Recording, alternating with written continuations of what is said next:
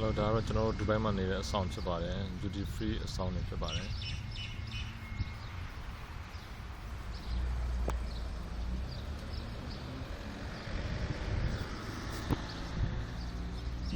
ဒီ duty free အဆောင်မှာဆိုရင်လုံခြုံရေးဝန်ထမ်းတွေလည်းရှိပါတယ်ဒါတော့ကားလမ်းမဘေးပါပဲ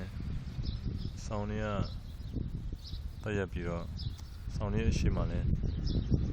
ညခင်းလေးတွေပန်းပင်လေးတွေပြီးတော့ဆင်းရဲဆိုကြတဲ့ပင်လေးတွေရှိပါတယ်ကားပါကင်တွေကတော့အများကြီးရှိတယ်ဗျလိ